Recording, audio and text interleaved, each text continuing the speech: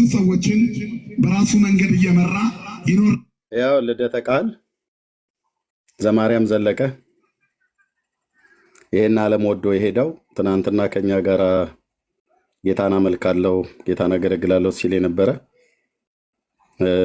ሰው ማለት ነው። ይሄ ደግሞ ንስሐ አባቱ ናቸው። በቦሌ መድኃኔዓለም ቤተክርስቲያን ዛሬ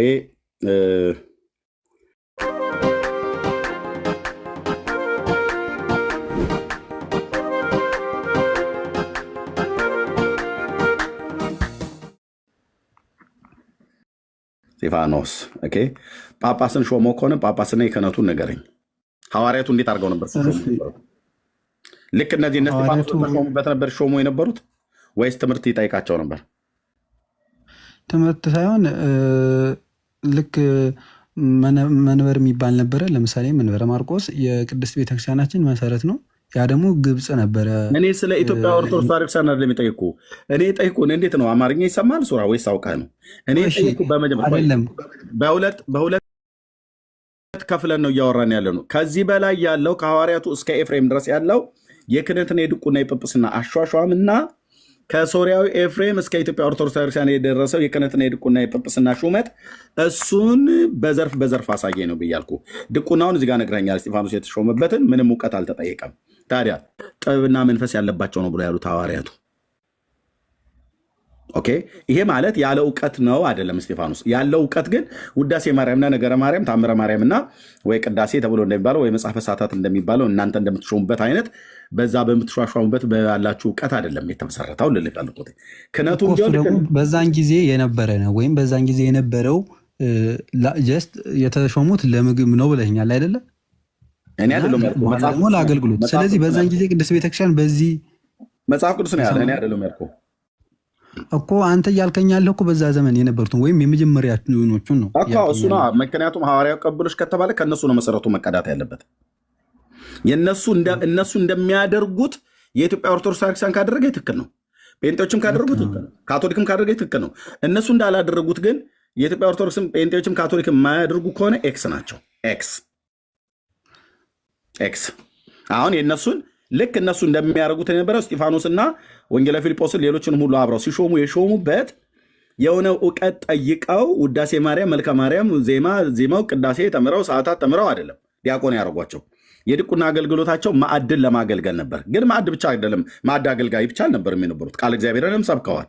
እንደዚሁም ጥምቀትን ሙሉ ጭምራት እኮ አሁን አንተ መረዳት በዚያን ጊዜ እሺ ካህናትን ሾመዋል እነ ጴጥሮስ።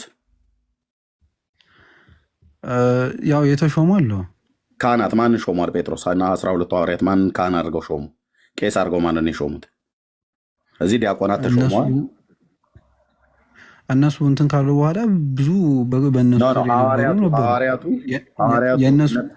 ሐዋርያቱ እነ ጴጥሮስ ቄስ ሾመዋል፣ ካህን ሾመዋል። ልክ እንደናንተ አይነት ካህናት ማለት ያው ሐዋርያ ቅብብሎች እስከሆነ ድረስ የኢትዮጵያ ኦርቶዶክስ ተዋሕዶ ቤተክርስቲያን በማርቆስ ምክንያት ሾመዋል። እኔ ሐዋርያቱ ጋር ያለሁት እነ ጴጥሮስ ጋር ያለሁት ማርቆስ ጋር አይደለሁም። ማርቆስ በኋላ ግብፅ የሚመለከታቸው ሰዎች ብቻ ይግቡ። ምንቴ ኤርሚ እንዴት ናችሁ? እግዚአብሔር ይመስገን። እንዴት ነህ? ለማያውቁ ሰዎች ነገራቸው ኦርቶዶክሳዊ መሆንህን። አዎ የኢትዮጵያ ኦርቶዶክስ እምነት ተከታይ ነኝ። እሺ የኦርቶዶክሳውያን ክህነታችሁ መጽሐፍ ቅዱሳዊ ነው ወይ እያልን የዛሬ ጥያቄ። አዎ የኢትዮጵያ ኦርቶዶክስ ክህነት መጽሐፍ ቅዱሳዊ ነው ብለን እናምናለንም ነውም። መልካም። የትኛውን እግዚአብሔር ቃል መሰረት ያደረገ ነው የእናንተ ክህነት ነው? እሺ እና ከዛ በፊትም ኢትዮጵያ ማለት ወንጌልን ትከተል ነበር ብለን እናምናለን። ያው እንደሚታወቀው መቼ በተለያዩ የመጽሐፍ ቅዱስ ክፍሎች ለምሳሌ መዝሙር ዳዊት 68:31 ላይ ማየት እንችላለን። መጽሐፍ ቅዱስ ከያዝክ ኤርሚዬ ተባበረኛለህ? እሺ ምን ይላል መጽሐፍ ቅዱስ? የላውጣ ችግር የለም እዚያ አወጣልሃለሁ። እሺ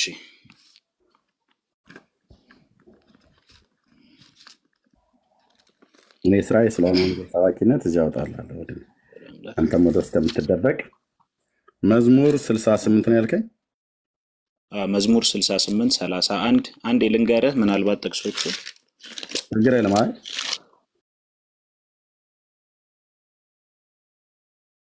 ያው ቆይ እያየን ቀስ በቀስ አትደራርበው።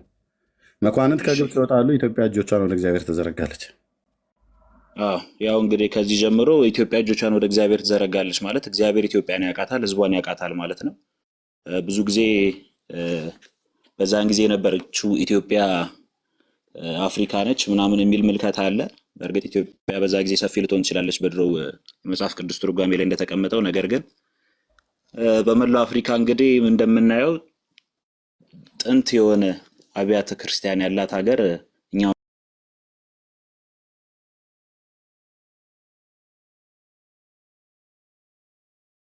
እንትን ላይም አለ በደንብ እንትን እያልከኝ። ስለዚህ በዳዊት ዘመን ኢትዮጵያ ቤተክርስቲያን ነበራት እያልከኝ ነው?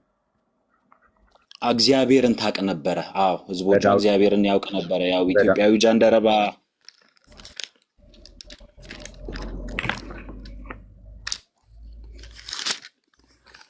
ትርፍ ስልክ ስለሌለኝ እድሜ ያፋውጣልኝ ማንዴ ነገር የለም። 3910 እኔ ያወጣላለሁ። ሀሳቡን ንገረኝ እኮ ነው ነብዬ። ምን ሀሳቡን ብትነግረኝ ልረዳ ስለፈለኩ ነው። ያው 3910 አንዳቸው የሌላቸውን ከህዝቡ ድሆች ሁሉ የዘበኞችን አለቆን ናቡዘረድን በይሁዳ ወደታች ልክ ነው። ወደታች ስለ ኤርሚያስ መፈታት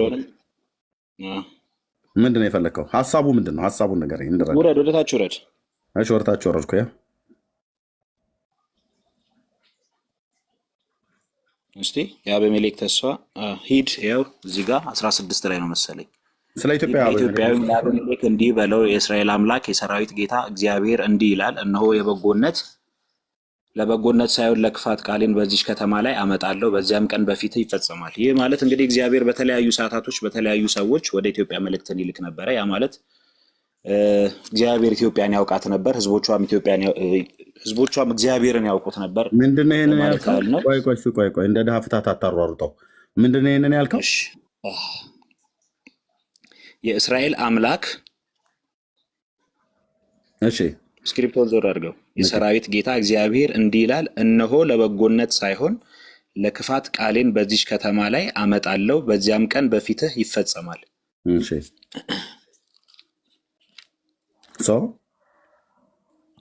እግዚአብሔር በተለያዩ ጊዜያቶች ለኢትዮጵያ መልእክትን ይልክ ነበረ። በአቤሜሌክ በኩል በተለያዩ ሰዎች በአቤሜሌክ በኩል ለኢትዮጵያ መልእክት ይልክ ነበር። ኤርምያስ 39:16 ላይ ይሄንን አላየሁትም ነበር። ይገርማል። በአቤሜሌክ በኩል ለኢትዮጵያውያን ጌታ ነበር አይደል የሚልከው ለኢትዮጵያ? እግዚአብሔር አብ መልእክት ይላክ ነበር። እዚህ ያለውን ያኔ አይሰሙም፣ እዚህም ያሉትም ያኔም ያሉትም አይሰሙም ኢትዮጵያውያን። ኦኬ ይላክ ነበር ግን። ስለዚህ አቤሜሌክ ከዛ በፊት ደግሞ የሚገርም ነገር በሙሴም ዘመንም ኢትዮጵያ እግዚአብሔርን ታውቅ ነበረ። በሙሴ ዘመን አንዴ እንግዲህ ጀምሬዋለሁ። የት አባቴ እሄዳለሁ ጽፋለሁ እንጂ በሙሴ ዘመን ኢትዮጵያ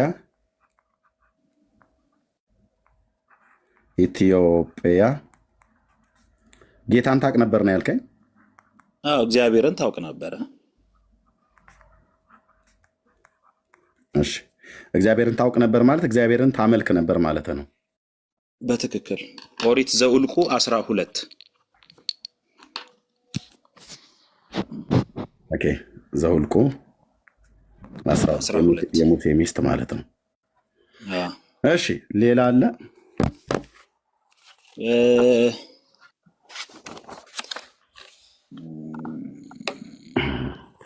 አይ ቲንክ ዘፍጥረት ውስጥ አለ፣ እርግጠኛ አይደለሁም። 12 ውስጥ ሀሳቡ ምንድን ነው ብሎ የሚለው ሀሳቡን ልረዳህ ነው። ካወቅኩት ላገዝ እችላለሁ። ምልክቶች አድርጌ ስላለፍኩባቸው አገኘዋለሁ ብዬ አስባለሁ። እናንተ ኢትዮጵያውያን ምንድን ነው እንደ ኢትዮጵያ ልጆች እናንተ እስራኤላውያን እንደ ኢትዮጵያ ልጆች አይደላችሁም ብሎ የሚለው ነው። ምን አልከኝ ኤርሚ? እናንተ ኢትዮጵያውያን እናንተ እስራኤላውያን እንደ ኢትዮጵያ ልጆች አይደላችሁም ብሎ ያለው ነው። የመልኬ ጼዴቅ ነው እንደ መልከጼዴቅ ሳይሆን እናንተ እስራኤላውያን ለእኔ እንደ ኢትዮጵያ ልጆች አይደላችሁ ምን ብሎ የሚለውን ቃል ነው። እሱን የፈለግከው ጀነሲስ 14 ነው መሰለኝ እድሜ። ዘፍጥረት 14። እሺ አብርሃም እና የጎዶሎ ጎሞር ሰዎች የተዋጉበት። አቤሜሌክ የተገኘው እሱን አቤሜሌክ በጣም ማወቅ ፈልግ ነበር ስለዚህ ሰው። አቤሜሌክ ኢትዮጵያዊ ነው አይደል? ይሄ ሰው ኢትዮጵያዊ ነው አይደል? አቤሜሌክ አምናሹር እኔ እንጃ እርግጠኛ አይደለሁም። ለምን ጠቀስከልኝ ታዲያ? ዘፍጥረት 14 ብለህ እነ ፕሮፌሰር ፍቅሬ ቶሎሳ እነ መምህር ዘበነ ሁሉ ይህ ሰው ኢትዮጵያዊ እንደሆነ የሚናገሩት አንተ አታምንም? ለማመን ሳይሆን እርግጠኛ አይደለም። እርግጠኛ ያልሆንኩትን ነገር ኢንፎ አልሰጠም ብዬ ነው። ኢቲኤል የሚባል ልጅ ነበረው ይላሉ። ኢቲኤል ኢትዮጵስን ወለደ። መጽሐፍ ቅዱስ ላይ ፎከስ እናድርግ ኤርሚ። ማለት ከመጽሐፍ ቅዱስ ውጭ ያሉ እንትኖችን ዘፍጥረት 14 ታዲያ ለምን ጠቀሰው? አቤሜሌክ በላይ ያጻፈ ዘፍጥረት 14 18 ላይ ያወጣልኝ እስቲ 14 18 ለዛ ነው። አየህ በቃ እንደዚህ በመረጃ የሚናገር ሰው ነው የምፈልገው። እውነት ዘፍጥረት 14 18 እሺ። የሳሌም ንጉሥ መልከጼዴቅም እንጀራና ወይን ጠጅ አወጣ፣ እርሱም የልዑል እግዚአብሔር ካህን ነበር ይላል። ኢትዮጵያዊ ነው ተብሎ ነው የሚታየው። ኢትዮጵያዊ ነው እኮ ነው ታዲያ የፈለኩት። ኢትዮጵያዊ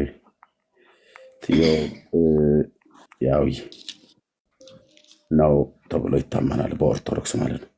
እናትና አባት አሉት አይደል?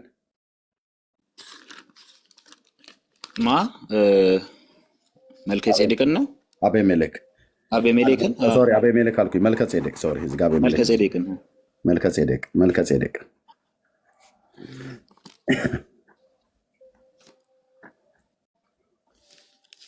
መልከጼዴቅ እናትና አባት አሉ። ያው ልጆች እንዳሉ ይታወቃሉ አይደል? እናትና አባቱ ማንና ማን ናቸው ልትለኝ ነው? አይ ከታወቁ ማለት ነው። ካልታወቁ ያው ልጆቹ ስለሚታወቁ በኦርቶዶክስ እናትና አባቱ ምናልባት ይታወቁ ከሆነ ለምሳሌ አሁን የኖህ ሚስት ሜቴ አይከን ነው የሚባሉት። የደቡብ ጎንደር የጭልጋ ተወላጆች ናቸው ብለዋል ፕሮፌሰር ፍቅሬ ቶሎሳ። የተቀበሩት ፋሲለደስ ግንብ ስር ነው። ሜቴ አይከን ማለት ነው። የኖህ የጻድቁ ነው ሚስታቸው ማለት ነው። እና የመልከጼዴቅስ እናትና አባቱ ይታወቃሉ ለማለት ነው። ምክንያቱም ልጆቹ ኢቲኤል እና ኢትዮጵስ ስለሆኑ እነዚህ አብረው ይታወቃሉ ለማለት ፈልጌ ነው። እግረ መንገዴ ካለ ሳትነፍገን ብትጥልልን እችንን ባቃት አሮን ነው ብቻ። እኔ አሁን መጽሐፍ ቅዱስን እያጣቀስኩ ነው የምነግርህ። በሆነ ሰዓት ላይ የሆኑ ሰዎች ላይ ያሳተሙትን መጽሐፍ ያነበብክልኝ ዲብላንክ ባታረገኝ ደስ ይለኛል። ዲባንክ ባታረገኝ ወደ መጽሐፍ ቅዱስ አይ እንደዛ ስላሉ ድንገት እዚህ ኢትዮጵያዊ ነው ብለህ ስላልክ በኋላ ላይ እናየዋለን። እሺ ገባኝ። ማለት ያው እውነትን ፍለጋ አይደለ ያለ ነው። ልክ ነው።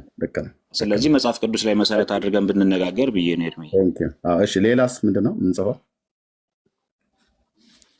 ያው እንግዲህ እነዚህ አሁን ጀስት አሁን አንተ ላቀረብከው ጥያቄ የአፖስቶሊክ ሰክሴሽን ማለት የሐዋርያት ቅብብሎሽ የሚለው ሳይመጣ በፊት እግዚአብሔር ኢትዮጵያን ያውቃት እንደነበረ እና ህዝቦቿም ኢትዮጵያን ያውቁ እንደነበረ ለማመሳከር የነገርኩ የመጽሐፍ ቅዱስ ክፍሎች ናቸው። እና አይ ቲንክ ከ34 ኤዲ ይመስለኛል ከአፍተር ዴዝ ከክርስቶስ ሞት በኋላ ክርስቲያኒቲ ኢንትሮዲውስ የተደረገው ወደ ኢትዮጵያ ብለን የምናምነው ታሪክ የሚነግረንም መጽሐፍ ቅዱስ ላይ እንደተጻፈው ዓመተ ምህረት ከ34 ዓመተ ምህረት በፊት ኢትዮጵያ ውስጥ ምን ነበር የሚመለከው? ያው እንደነገርኩ እንግዲህ አሁን የኢትዮጵያዊ ጃንደረባ በንግስቲቷ ተልኮ ለአምልኮ ነው የተላከው። አክቹሊ የኢሳያስን መጽሐፍ ሲያነብ ታውቀዋለህ ብዬ አስባለሁ። እሱኛ አይደለም። ከዚህ ከ34 ዓመት በፊት ኢትዮጵያዊ ጃንደረባ አጎታችን ከመምጣቱ በፊት ወደ ኢየሩሳሌም ሄዶ ከመምጣቱ በፊት ምን ነበረ በኢትዮጵያ ውስጥ ሲመለክ የነበረው? በኢትዮጵያ ውስጥ ሳይሆን በዓለም በአጠቃላይ ያው እውነተኛ መንገድ ተብሎ ክርስቲያኒቲ እኮ እስከዛ ድረስ ማለት አሁን ከክርስቶስ በፊት ስለ ኢትዮጵያ ሊጠይቅ ስለ ኢትዮጵያ ነው የነገርከኝ እኮ ልመጣልህ ነው። ያው የኢትዮጵያ ክርስትና እኮ ኖ አይደለም። ክርስትና በአጠቃላይ የመጣው ከክርስቶስ በኋላ ነው። እና የኔ ጥያቄ ምንድነው? ወይት ምን የኔ ጥያቄ ክርስትና ከየት ነው የመጣው? አይደለም ከ34 ዓመተ ምህረት በፊት ኢትዮጵያ ውስጥ ምን ነበር የሚመለከው? ምን ነበር የሚመለከው? እኔ እየነገርኩ እኮ ነው። ኢትዮጵያ ውስጥ ብቻ ሳይሆን በአጠቃሽ ኢትዮጵያ ውስጥ ይመለክ የነበረው እግዚአብሔር ነበረ። እሱም እውነተኛው መንገድ እየነገርኩ ነው። አዳምጠኝ።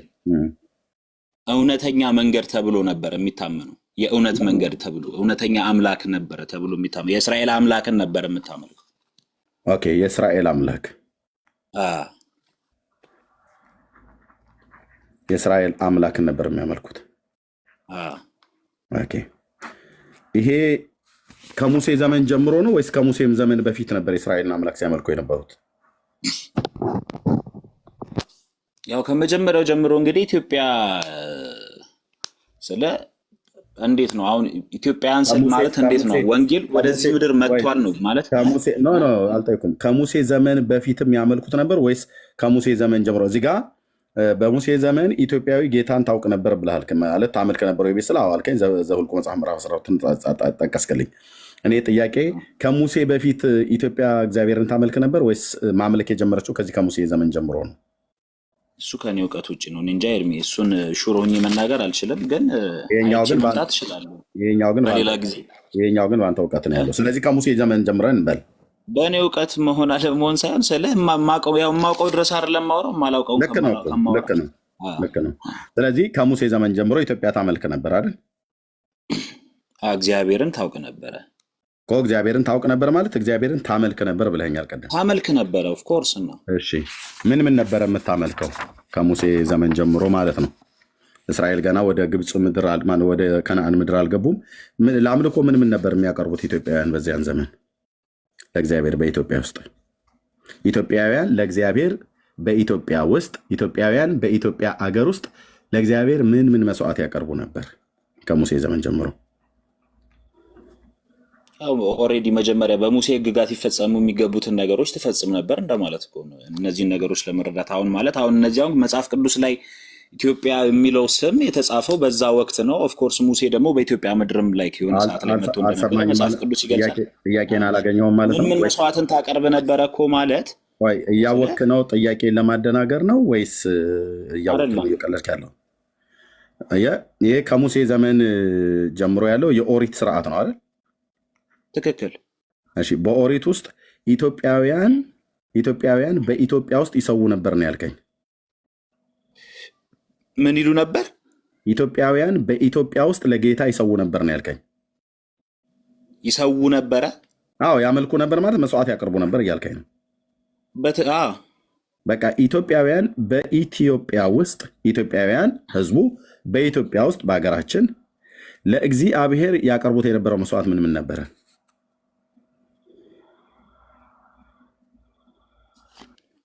የሙሴ ሕግ የሚገልጻቸውን አሁን ይሄ እኮ አሁን አውት ኦፍ ቶፒክ ነው። ለምን እዚህ ውስጥ ራሱ እንደገባ አላውቅም።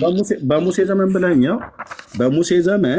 በሙሴ ዘመን ኢትዮጵያውያን ጌታን ታውቅ ነበረ ስለስተኝ ይሄ ማለት ታውቅ ነበር ማለት ምን ማለት ነው? ታመልክ ነበር ማለት ነው ወይ ቢስለ አዎ ካልከኝ በኋላ ዘኍልቍ 12ን አጻፍከኝ፣ የሙሴን ሚስት ማለት ነው ሲፖራ የተባለችው። አሁን ስለዚህ በሙሴ ዘመን ጌታን እያመለከች ነበረ ኢትዮጵያ ማለት ነው በሙሴ ዘመን። ስለዚህ ኦሪት ተሰጥቷት ነበር ጀምሮ በኦሪቱ ስርዓት ነበር የምትሰዋ የነበረው። አዎ የዛኔ እኮ ታዲያ እኮ አዲስ ኪዳን ዘመን አይደለም እኮ የብሉይ እንጂ እኮ። እሺ የኦሪቱ መሰጠት ለኢትዮጵያውያንም ጭምር ነበር እያልከኝ ነው? አዎ የኦሪቱ ስርዓት ለኢትዮጵያ በጣም እየለጠጥከው ነው በነገራችን ላይ ቶፒኩን አሁን ኖ ለኢትዮጵያውያንም ለምን ከመጀመሪያው እውነት ልታሸሸኝ እንደፈለክ ባላውቅም፣ አይ ወንድምዬ ለኢትዮጵያውያንም ተሰጥቶ ነበር ነው ያልከኝ። ጨርሳለሁ። እሺ አስጨርሳለሁ። እሺ ታስጨርሰኛለህ። የኦሪቱ ስርዓት ለኢትዮጵያውያንም በሙሴ ዘመን ተሰጥቶ ነበር ነው አይደል ያልከኝ?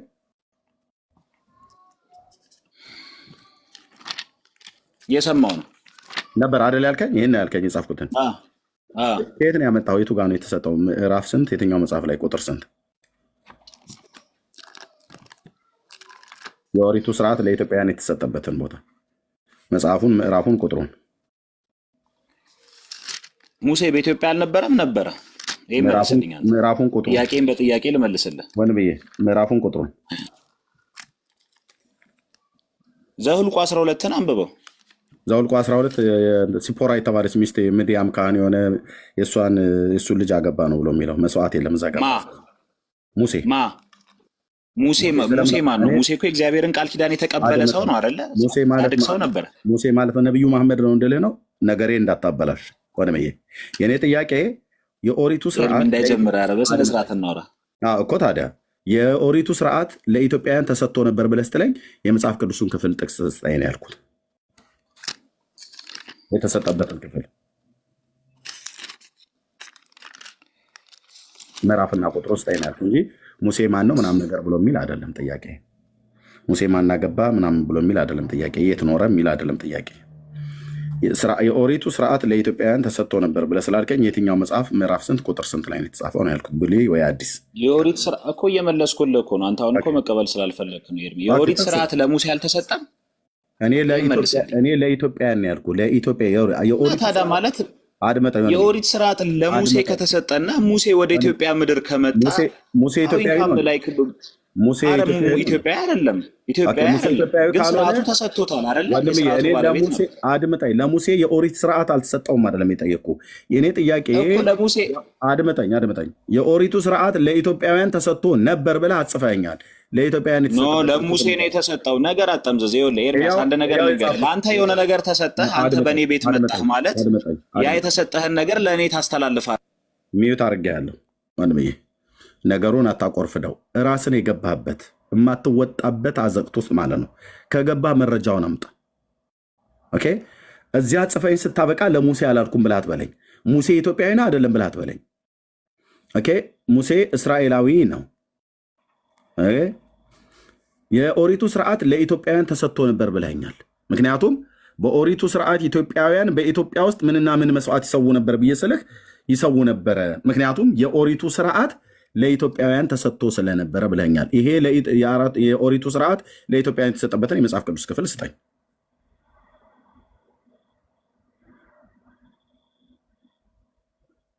ቶሎ በል ወንድሜ፣ ቶሎ በል።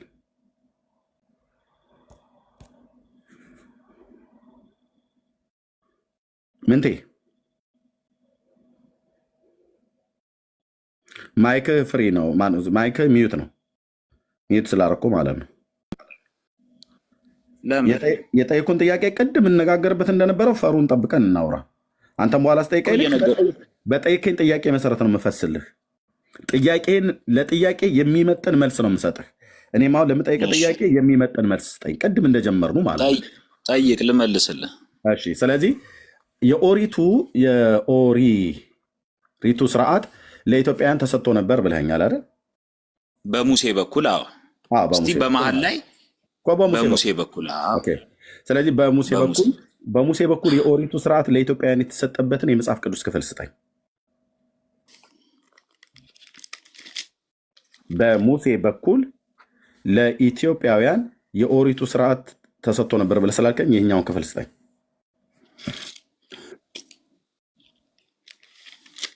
እስቲ ቡክ ኦፍ አክትን ክፈትልኝ።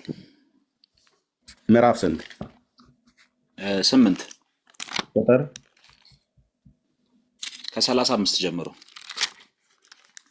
ክፈትልኝ። ያው ፊልጶስም አፉን ከፍቶ ከፈተ። ከዚያን ጀምሮ ስለ ኢየሱስ ወንጌልን ሰበከለት። የኔ ጥያቄ ምንድን ነበር? የኔ ጥያቄ እኮ ልመጣልህ ነው። ውረድልኝ ወደታች። ውሃ ጠመቀው፣ ወደ ሀገሩ ተመለሰ።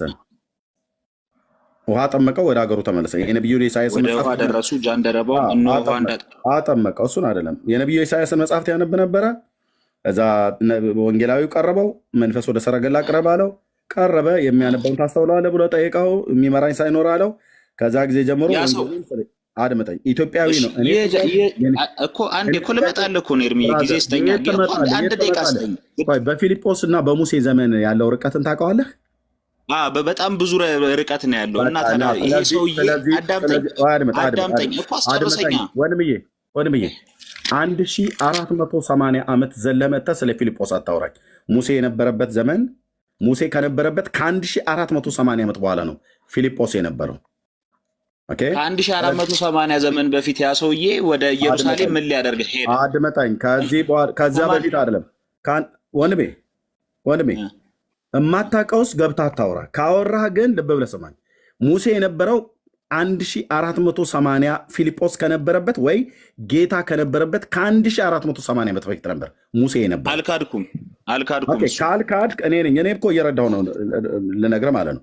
ካልካድክ እዚህ ጋር ሙሴ እዚህ ጋር ሆኖ ሳለ ስለ ሙሴ በሙሴ በኩል ለኢትዮጵያውያን የኦሪት ስርዓት ተሰጥቶ ነበር ብሎ የሚለውን ይሄንን ሳታስረዳኝ ፊልጶስ ጋር መተህ ጌታችን በነበረበት ዘመን ማለት ከሙሴ እስከ ፊልጶስ የ1480 ዓመት ርቀት አለ።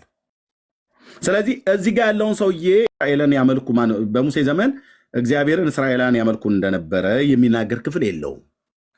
ስለዚህ ጥቅሱ እና የጠየቁት ላንብብልህ፣ አዳምጠኝ። ምኑን ነው የምታነበው? ምዕራፍ 12 አነበብኩት አይደል እንዴ? ቁጥር 1 ውረድ ወደ ታች እስከ ቁጥር ስንት ነው? አንተ ኢትዮጵያውያን እግዚአብሔርን አያውቁትም ለማለት ፈልገህ እስከ ቁጥር ስንት ላባው ጊዜው አንተ እያልክ ያለው አንተ እያልክ ያለው ኢትዮጵያውያን በዛ ሰዓት እግዚአብሔርን አያውቁትም ነው ምንድን ነው እያልከኝ ያለው? እኔን ጠይቀኝ። አንተ የኔን ጥያቄ አንተ ለእኔ የምታቀርበውን ጥያቄ ስትጠይቀኝ እኔ የምመልስልህን አያለሁ እዛ ጋር ማለት ነው እኮ። አሁንም እኮ ጥያቄ እኮ ግልጽ እኮ ስላልሆነልኝ እኮ ወዳጄ፣ ጥያቄ ኢትዮጵያ እግዚአብሔርን አታውቅም ነው በዛ ሰዓት እያልከኝ ያለኸው? በሙሴ ዘመን እስራኤላውያን ኢትዮጵያውያን እግዚአብሔርን ያመልኩ ነበረ፣ የኦሪቱም ስርዓት ተሰጥቷቸው ነበር ብለኸኛል። በሙሴ በኩል እንዳትስት፣ ይኸውልህ በሙሴ በኩል እዚህ ጋር በሙሴ በኩል የኦሪቱ ስርዓት ለኢትዮጵያውያን ተሰጥቶ ነበር። አሁን እቺ የኦሪቱ ስርዓት ተሰጥቷቸው ነበር ያን ተጨማሪ ነች። ግን ኢትዮጵያ በዛ ሰዓት እግዚአብሔርን ታውቅ ነበር ካልከኝ፣ አዎ ያው ይሄንን እኔ ነኝ የጻፍኩት። የኦሪቱ ስርዓት ይሄንን ከራሴ አውጥቼ ነው የጻፍኩት ወይስ ላይ ያልከኝ ነው የጻፍኩት? የመጨረሻ ቃልህ ነው ነው አይደለም? ይኸውልህ እኔ ቃል በቃል ነው ያልኩ ነገር አለ። ይሄንን አንተ ነህ ያልከኝ ወይ አይደለም? ብራዘር አዳምጠኝ እኮ እየነገርኩህ እኮ። አንተ ነህ ያልከኝ ወይ አይደለም? ይሄንን አዳምጠኝ እኮ እየነገርኩህ እኮ ነው። ካላዳመጥከኝ እንዴት ልነግርህ እችላለሁ? እግዚአብሔር ለሙሴ ቃል ኪዳንን እንደሰጠ እናውቃለን። እኔም አንተም አልጠየኩም። ሙሴ አዳምጠኛውን አልጠየኩም። የጠየቅኩም ብቻ ይሄንን አንተ አዳምጠኝ። እሺ ካልሆነ አስወርድሃለሁ። እኮ አዳምጠኛ። ይኸው እያዳመጥኩ ነው። ይሄንን እኔ ነኝ የጻፍኩትኝ ወይስ አንተ ነህ ያጻፍከኝ? የጻፍከው አንተ ነህ። እኔ ደግሞ ያልኩ እንደዛ አይደለም። ግን ቫይስ ቨርስ ኢንቨርስሊ ያልኩ ቃል ወደዚህ ቃል ይመጣል። የኦሪት ስርዓትን በኢትዮጵያ ተሰጥቶ ነበር የሚለው አንተ አሁን ልትለኝ ዳይሬክትሊ እግዚአብሔር አድመጣኝ። ስለ ካድክ ነው አሁን መልስህ። ኢትዮጵያውያን በኢትዮጵያ ውስጥ ምንና ምን ለእግዚአብሔር ይሰዉ ነበር ብዬ ስልህ በኦሪቱ ስርዓት ነበር የሚሰዉት አልከኝ። እንዴት አንተ ነህ የጻፍከው? እንደዛ ጽፍ የነበርከው አንተ ነህ። የተናገርከው ነው የጻፍኩትኝ። የተናገርከውን እኮ የጻፍኩትኝ የተናገርከውን ነው የጻፍኩት። ያልተናገርከውን አልጻፍኩም። የተናገርከውን ነው የጻፍኩት ወይስ አይደለም? የመጨረሻ ቻንስ። እችን ካላመንክ ከኔ ጋር አታወራም፣ ታይ ትወርዳለህ። የተናገርከውን ነው የጻፍኩት። አሁን እኮ ስለዛትክ እኮ አይደለም ነው ግቡ ብለህ እኮ የጠራህን እኮ አንተ ነህ። ከዛ በኋላ ስንነግርህ ደግሞ እየተቀበለ እታች ውረድ። የደብተራ ልጅ መጨረሻው ይሄው ነው፣ ስትያዝ ማለት ነው። አጽፎኝ ሲያበቃ መልስ አምጣ ብዬ ስለው መሄጃ ሲያጣው ጮኸ ማለት ነው። እንደ ወንዶቹ አጻፈኝ 4 ጥቅሶች መዝሙር 68 32 ትንቢተ ኤርምያስ መጽሐፍ ምዕራፍ 39 ቁጥር 16 ዘውልቁ መጽሐፍ ምዕራፍ 12 ቁጥር 1 ዘፍጥረት መጽሐፍ ምዕራፍ 14 ቁጥር 18 ይህን ሁሉ መረጃ የሰጠኝ ለምንድን ነው? መልከ ጼዴቅ ኢትዮጵያዊ ነው ብሎኛል። አንድ በሙሴ ዘመን ኢትዮጵያውያን እግዚአብሔርን ያመልኩ ነበር ብሎኛል። ያውቁ ነበር፣ ያመልኩ ነበር ብሎኛል። የሰጠኝ ጥቅስና ያጻፈኝ ጽሑፍ አልተገናኘም። ኦኬ። በኤርምያስ መጽሐፍ ምዕራፍ 39 ላይ በአቤሜሌክ በኩል ለኢትዮጵያ መልእክት ይመጣ ነበር አለ። በነቢዩ በኤርምያስ ዘመን የነበረው ኢትዮጵያዊ አቤሜሌክ በእርሱ በኩል ለኢትዮጵያውያን መልእክት ይመጣ ነበር ብሏል። በአቤሜሌክ በኩል ለኢትዮጵያውያን መልእክት ይመጣ ነበር አላለ። መድኃኒዓለም ክርስቶስ እንዴ! ደግሞ ክደታችሁ ዳጸ ልሳን ነው እኮ የአንደበት ስህተት ነው ማለት አለብን። ዳጸ ልሳን ነው፣ ተሳስቼ ነው፣ አይ እዚህ ጋ ይዝለለኝ ኤርሚ ብለህ ብትለኝ እኮ እየረዳው ነው። እስካሁን ድረስ እኮ እያስጨንኩ አይደለም። ግን እኔ ጋ አትዋሽ። በቃ ምንም መዋሸት አያስፈልግ። እኔማ ቢሆን አልዋሽም። ይሄኛው ተሳስቼ ነው፣ ምን ተሳስቼ ነው ይሄኛው ላለሁ ምንም ማንም አይስቅም። ካጻፍከኝ በኋላ በኦሪቱ ስርዓት ኢትዮጵያውያን በሙሴ ዘመን ኦሪት ስርዓት ተሰጥቷቸዋል ብሎ አለ።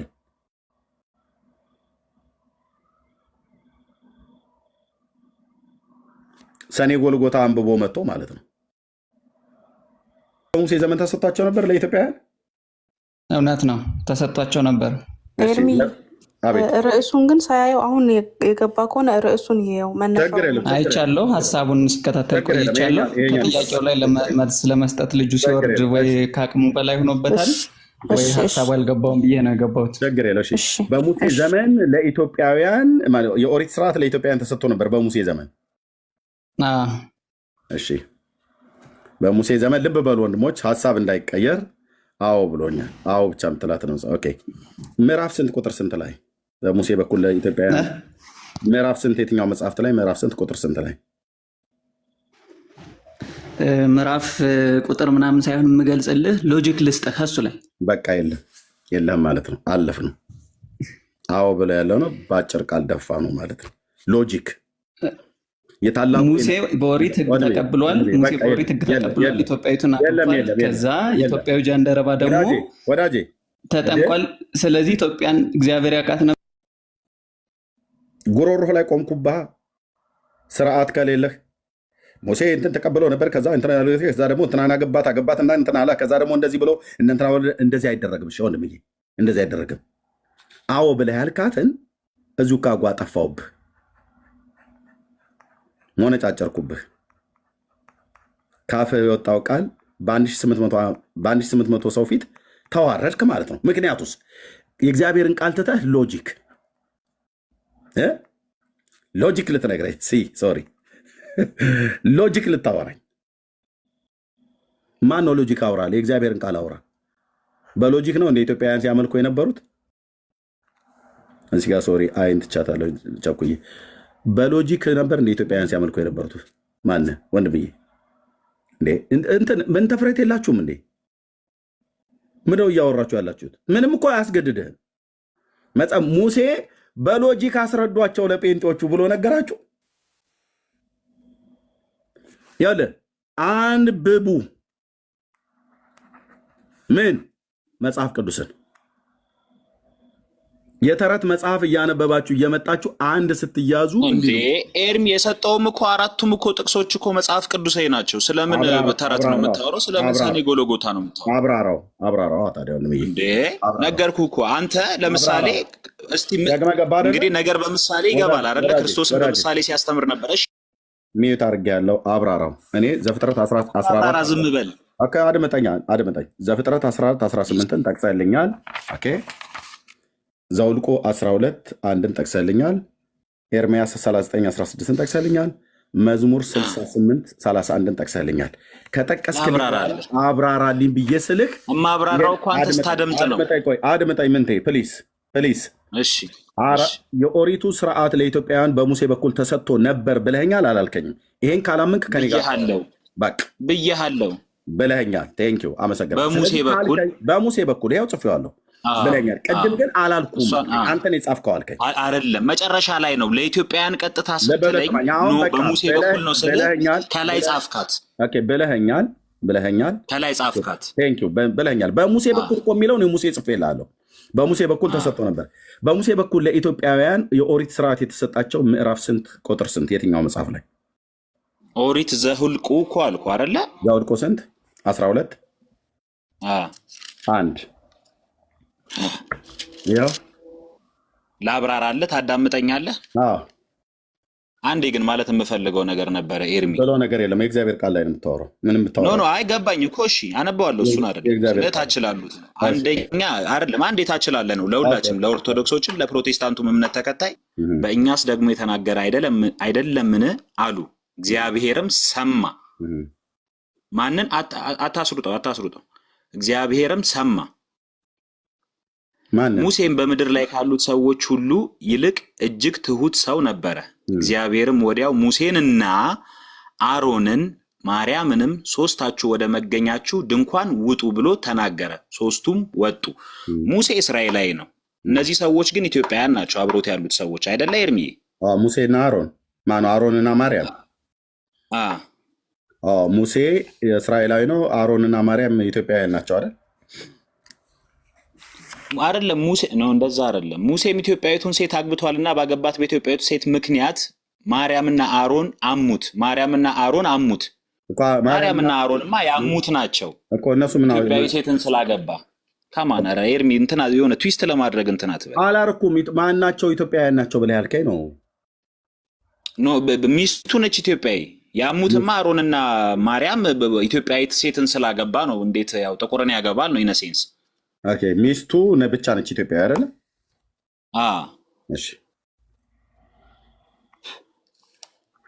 ሚስቱ ኢትዮጵያዊ ሙሴ አዎ እሱ መጽሐፍ ቅዱስ ላይ አለ። ምን ቃል በቃል አለ። በኋላ እናየዋለን ብራዘርዬ። ያው አለ እኮ ሙሴም ኢትዮጵያዊቱን ሴት አግብቷልና መቼም ሌላ ነገር አይደለም። ሚስቱ ነች አይደለ? አግብቷል። ግድ የለህም በኋላ እናየዋለን። ቀጥል። አሁን አውራ ከዛስ። እሺ እኔ አሁን የፈለኩት ምንድነው በሙሴ በኩል ለኢትዮጵያውያን የኦሪት ስርዓት ተሰጥቶ ነበር ብሎ የሚለውን ክፍል እንድታሳየኝ ነው። ቀጥል። ቁጥር 4 ለሙሴ ቃል ኪዳን ስለመሰጠቱ አንከራከርም። ቃል ኪዳን እንደተሰጠው አይደለ? አልጠየኩም። የኔ ጥያቄ አይደለም እኮ አይመበለኛ። አዎ በለኝ። የኔ ጥያቄ አይደለም። ታላቁን የእግዚአብሔር ሰው ኪዳን አልተሰጠውም፣ ከእስራኤል ጋር እግዚአብሔር ኪዳን አላቆምም ብዬ ማምን ሰው አይደለሁም ብራዘር። ማነው ምክር ሰው አይደለሁም፣ ማምን ሰው ነኝ እንጂ። ኦኬ ያ ማለት ያው እንደተቀበለ ተቀበለኝ። ምን ተጠራጣራለሁ ብራዘር? ምን ይጠረጠራል?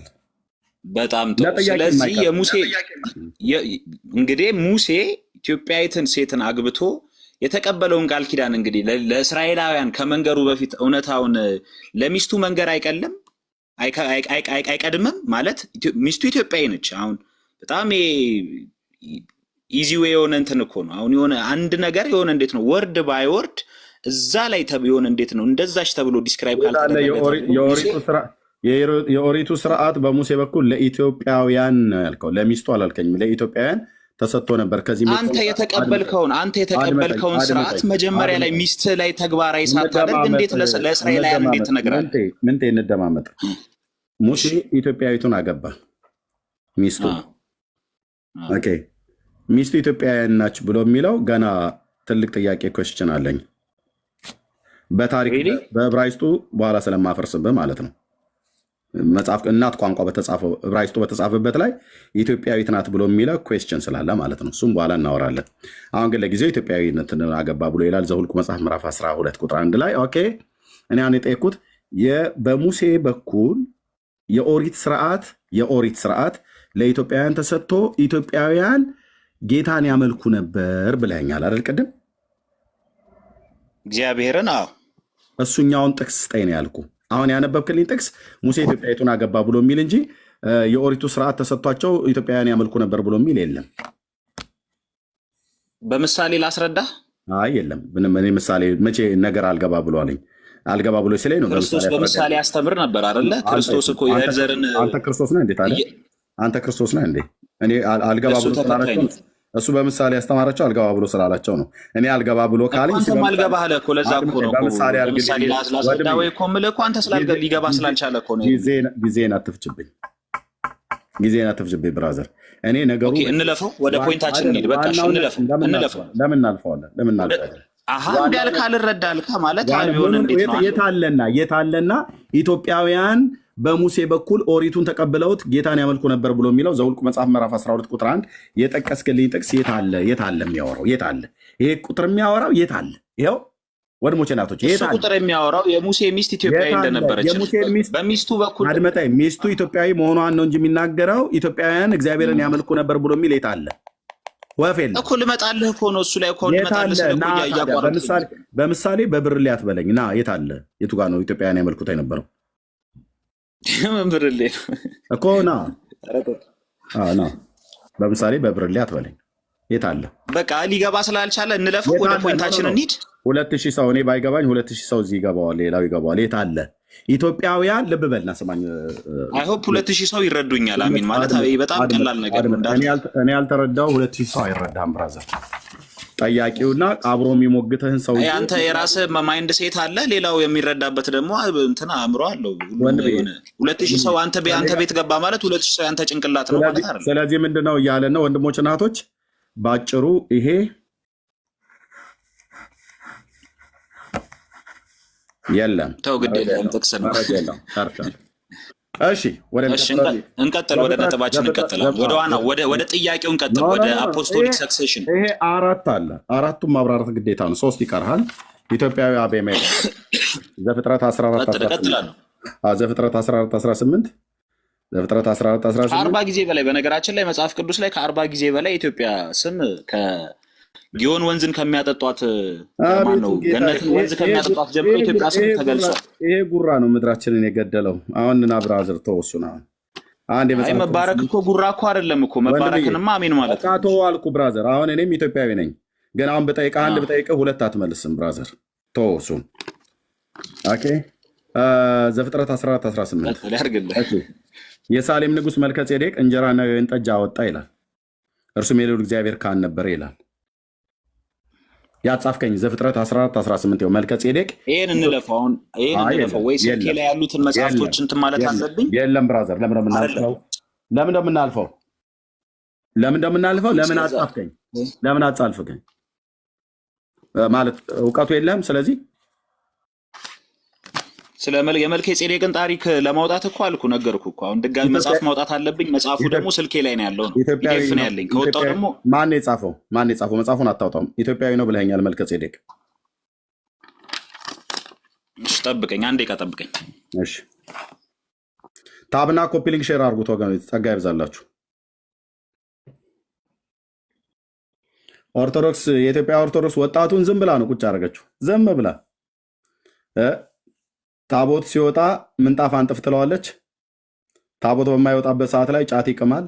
የሚባል ነገር የለም። ይዝለለኝ ገመድ ጨዋታ ስንጫወት እንደዛ ነው።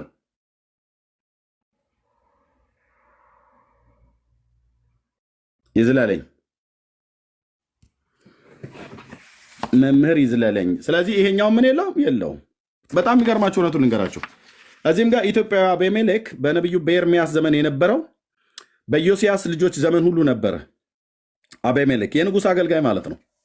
ኢትዮጵያዊ ነው ይለዋል። ልክ ነው። ጃንደረባ ነው። በነቢዩ በኤርሚያስ ዘመን ማለት የዛሬ 2550 ዓመት አካባቢ ላይ የነበረ ሰው ነው አቤሜሌክ። ስለዚህ ምን አለ ወንድማችን? በአቤሜሌክ በኩል ለኢትዮጵያውያን መልእክት ይላክ ነበር አለ። ከማ ከእግዚአብሔር። አቤሜሌክ ለኢትዮጵያውያን መልእክት ተናግሮ ያውቅ ነበር? ወንድሞች እናቶች፣ የለም። ለኢትዮጵያውያን እግዚአብሔር በዚያን ዘመን ተናግሮ አያውቅም። የተናገረውም ካለ በአቤሜሌክ ሳይሆን በሌሎች ነቢያት በኩል ተናግሯል። ይሄ ነው። አዎ ይሄ ነው። ስለዚህ ኢትዮጵያዊ አቤሜሌክ በአቤሜሌክ በኩል በኤርሚያስ ዘመን ለኢትዮጵያውያን መልእክት አይመጣም ነበር። ውሸት ነው። ውሸት። የቀደሙም ውሸት። በሙሴ ዘመን ኢትዮጵያ እስራኤል እግዚአብሔርን ታመልክ ነበር አሉ። ውሸት። ይሄኛውስ ውሸት። ይኸው እየዘጋውልን ሄደው። ኦኬ። በመልከ ጼዴቅም የተባለው እዚህ ጋር ምንድነው? መልከ ጼዴቅ ኢትዮጵያዊ ነበር ብሎ ያለው ውሸት ብራዘር። የለም መልከ ጼዴቅ ኢትዮጵያዊ ነው ብሎ የሚል የእግዚአብሔር ቃል የተጻፈ የለም። በዕብራውያን 7 ላይ ሲናገር ዘርና ትውልዱ እናትና አባቱ ወይ ደግሞ ዘሩና ትውልዱ አይታወቅም። ሰው አይደለም። አዎ ሰው ነው። እናትና አባቱ ዘርና ትውልዱ አይታወቅም። እናትና አባት ዘርና ትውልዱ ካልታወቁ ልጆቹ ከየት መጣ ብለው ነው ኢትዮጲስ ማነው እና ደግሞ ሶሪ ኢቲኤል ከዛ ደግሞ ኢትዮጲስ ነበር ብለው ያሉት እነ ፕሮፌሰር ማናቸው ማነው ፍቅሬ ቶሎሳ ኢትዮጲስ እንትና መልከ ጼዴቅ ኢትዮጲስን ወልዶ ኢትዮጲስ መልከ ጼዴቅ ኢቲኤልን ወልዶ ኢቲኤል ደግሞ ኢትዮጲስን ወለደ። ኢትዮጲስ ደግሞ እንትን ብሎ ኢትዮጵያውያን መጡ። ከየት ነው ያመጡት? ዘፍጥረት 14 እና ዕብራውያን 7 ናት ነው። በሁለቱም ቦታ ላይ መልከ ጼዴቅ ተጠቅሷል። እናትና አባት የትውልድ ቁጥር የሉትም ይልሃል ዕብራውያን 7 ላይ። ሰውየው ሰው ነው። ልክ ነው። በመካከለኛው ምስራቅ በጥንት መካከለኛው ምስራቅ ይኖር ነበረ። ልክ ነው። አብርሃም በነበረበት ዘመነ አበው ሕገ ልቦና ላይ የነበረ ሰው ነው። ልክ ነው። የልዑል እግዚአብሔር ካህን ነው። ምንም ጥርጥር የለውም። ሻሊም በሚባል ቦታ ላይ ደቡብ ምስራቅ የእስራኤል ድንበር ባለበት ቦታ ላይ በተለይ መጥምቁ ዮሐንስ በሄኖን ሸለቆ ብሎ ባለበት በዛ ቦታ ላይ ያጠምቀ የነበረበት ቦታ ላይ እዛ አካባቢ ላይ ሳሊም የሚል ስም አለ የተጠራ እዛ አካባቢ ይኖር እንደነበረ የመጽሐፍ ቅዱስ ተማሪዎች ይናገራሉ።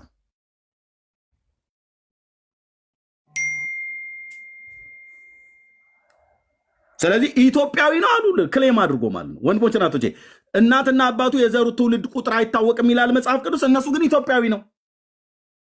አብርሃምስ ኢትዮጵያዊ፣ ሄኖክስ ኢትዮጵያዊ፣ ኖህስ ኢትዮጵያዊ፣ ሚስቱ እሜቴ አይከን የጭልጋ የደቡብ ጎንደር ተወላጅ የተቀበረችው ፋሲለደስ ግንብ ስር ጎንደር።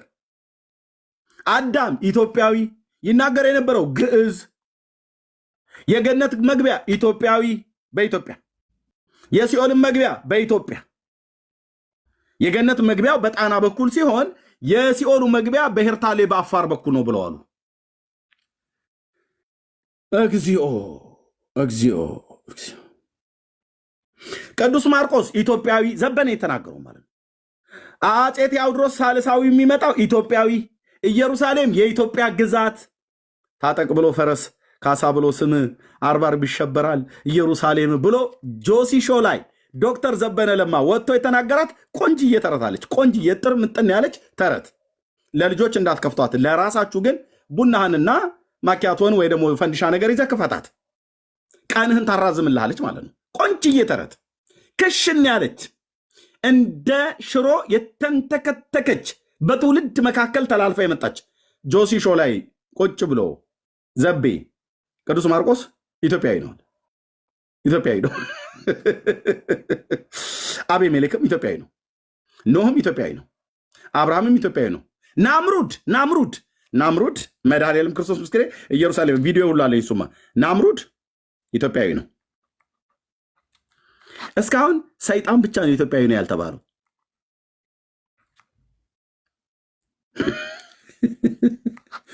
እሱም ቢሆን ዘሩ ይጣራልን አይመስልህም? ድፋባቸው። ሰይጣንን ብቻ ነው ኢትዮጵያዊ ነው ያላሉት። ግድ የለም ዲኤንኤ ይጣራልን። እኛው አካባቢ ኢትዮጵያ ሳይሆን ይቀራል መገኛው።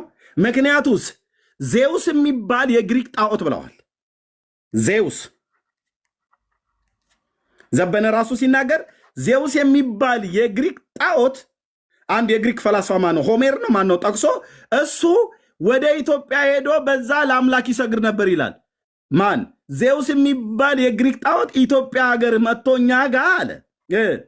በዛ በኢትዮጵያ አምላክ ጸሎታቸውን ይሰማልና ጆሲ ሾው ላይ ብራዘር ፕሮፌሰር ፍቅረ ወይ ደግሞ ዶክተር ዘበነ ማለት ከሁለታቸው አንዱ ይነዱታል አልኩ። ይሄንን ተረት ይቆሉታል አልኩ። ይሄን ተረት እንደ ክረምት ቦቆሉ እና ዘፍዝፈው የሚሆን ግማሹ የበሰለ ግማሹ መራራ መላላ ሰላላ እንደሚባለው አምጥተው ለኛ ይሰጡናል። እኛ ዝም ብለን መቃም ነው።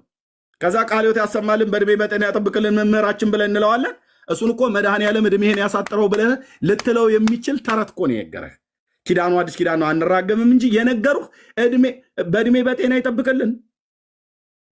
መቼስ ከክርስቶስ ስለተማር እንለዋለን።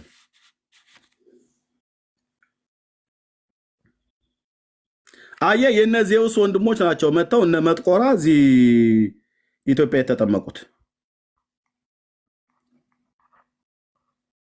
መጥቆራ የአየር ላይ አሞራ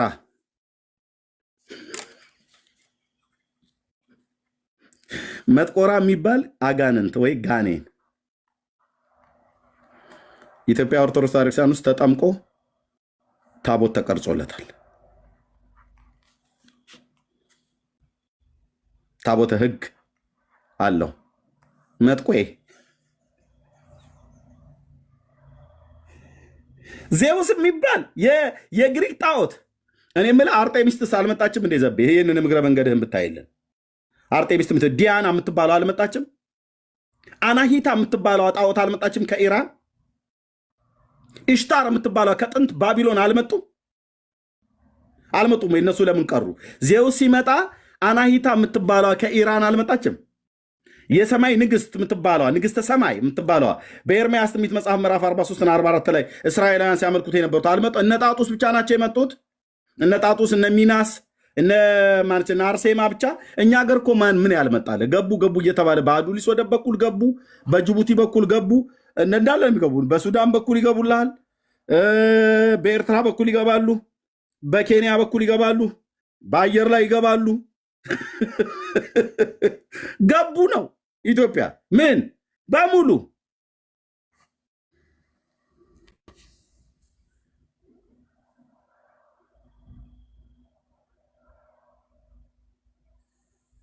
አንዱ ሲጸልይ ቸርች ላይ ፓስተሩ ነሸጥ አድርጎት በምስራቅ በኩል ያላችሁ ተሰብሰቡ፣ አጋንንትን ማለት ነው። ተሰብሰቡ፣ በአየር ላይ የምትርመሰመሱ በምድር የምትሽከረከሩ ኑ ተሰብሰቡ እዚህ ብሎ አላቸው ወደ ቸርች። እና በምዕራብን በኩል ያላችሁ አንዳችሁም እንዳትቀሩ ኑ ብሎ ጠራ። ጸሎት ላይ ሆኖ እኮ ነው እንዴ። ጴንጤ እኮ ማለት ብራዘር ደብተራ እኮ ቅኔ ትቷል። አሁን ጴንጤው ጋር ነው ቅኔ ያለው። በደቡብን በኩል ያላችሁ እንዳትቀሩ፣ በምዕራብን በኩል ያላችሁ እንዳትቀሩ፣ በሙሉ ተሰብሰቡ እዚህ አለ እና አንዱ እንዴ ፓስተርዬ ምን እያደረክ ነው አለ። አንድ ጋር ሰብስቤ ፈጭቼ ለቁቼ አብኩቼ ልጋግራቸው አይነት ነገር ሊል ነው። ምን ልታረግ ሰው በረበዛው በትን ወደዚያ አለዋ በትን በየአቅጣጫው በትን እዚያ ሰብስብብን አለው። ካስመታን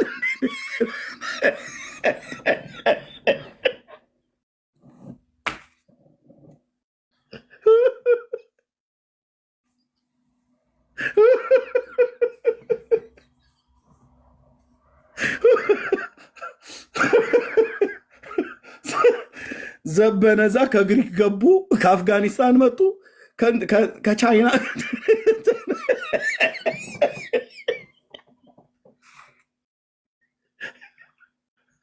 ከዛ እነ መምህር ዘበነ ጋ ይመጣል። በስላሴ ስም፣ በአርሴማ ስም፣ በገብርኤል ስም፣ በቅዱስ ጊዮርጊስ ስም፣ በሚመጣው ስም፣ ባለውም ስም፣ በሴቱም በወንዱም፣ በሕፃናቱ በቂርቆስም፣ በሽማግሌው በአቡነ አረጋዊም ስም ፓስተር እየበትንልኝ አላለው። እውነቱን እኮ ነው። ተሰብሰቡ ትላለህ እንዲ አንተ እዚህ ጂኒን ጉባኤ ልታደረግ ነው። ከዛ እንዴት ነው የሚያደርጋችሁ ብለን እንጠይቃቸው ነው። ሰይጣን ኢንተርቪው ስናደርግ ማለት ነው። ቁጭ ብለን ካውንስል ስናደርገው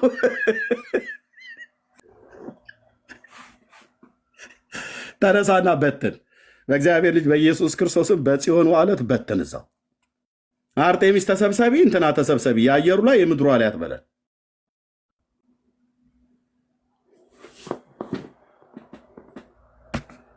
እና ኢትዮጵያ በንግስት ሳባ ዘመነ መንግስት ክብረ ነገስት እንደሚናገረው ዘንዶ የምታመልክ ሀገር ነበረች።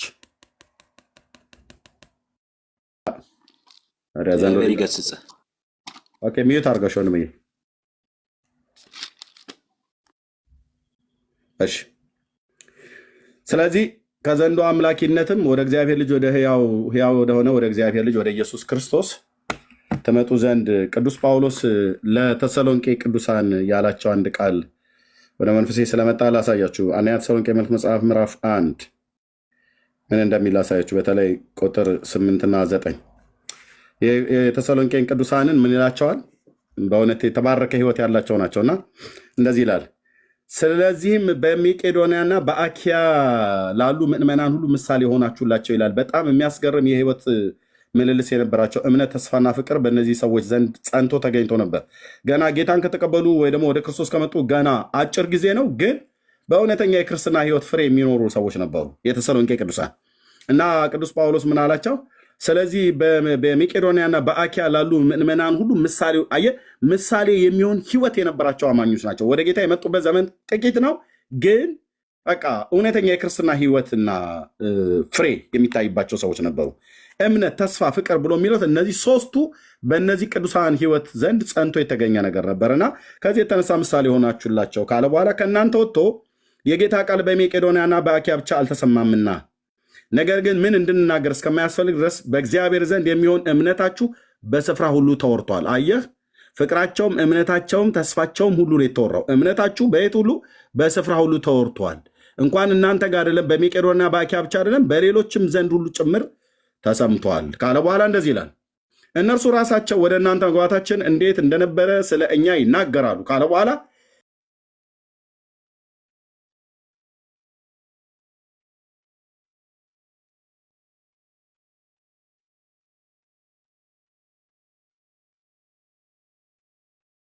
ኦኬ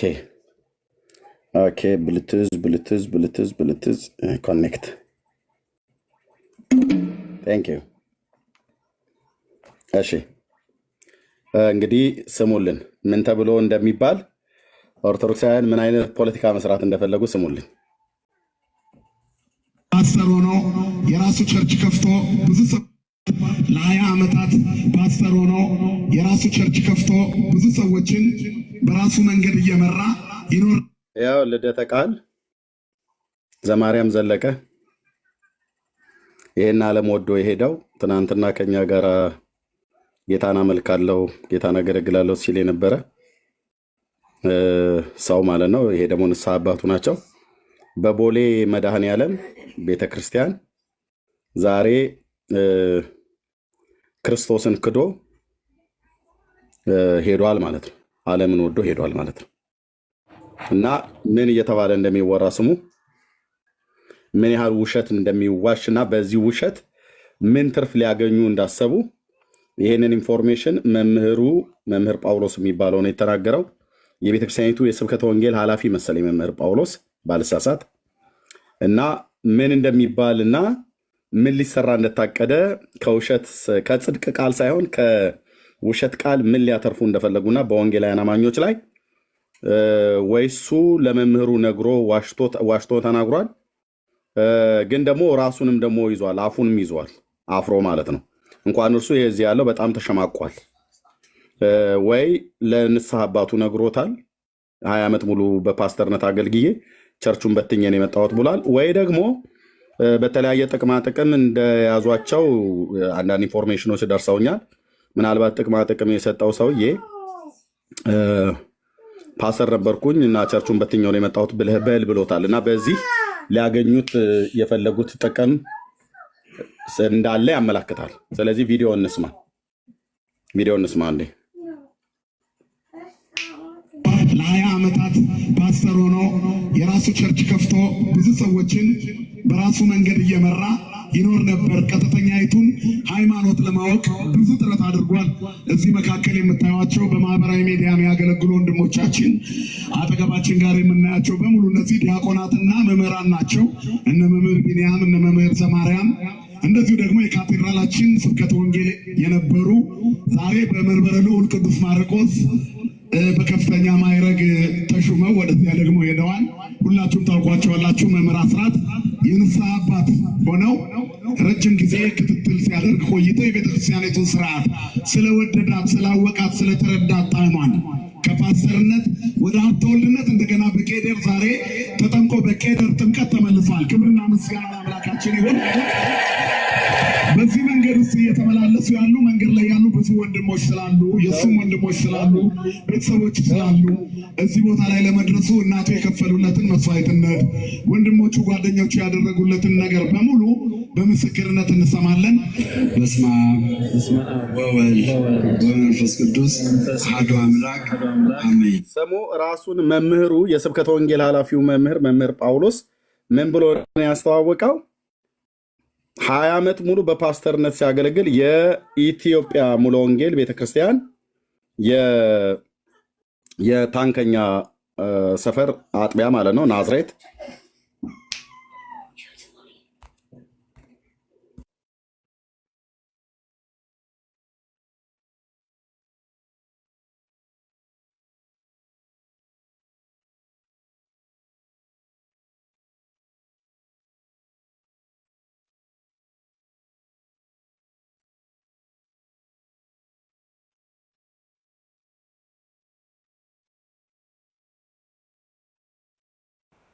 ኤርሚ አትሰማም? እያወራ ከሆነ ይሰማል? ዳግዬ አለሁ ይሰማል? አይ ቲንክ ሚዩት አድርጎ ቤት እያወራ ነው መሰለኝ። እሺ ኦኬ። አይ እኔ ጋ ብቻ መሰለኝ ነው። ኦኬ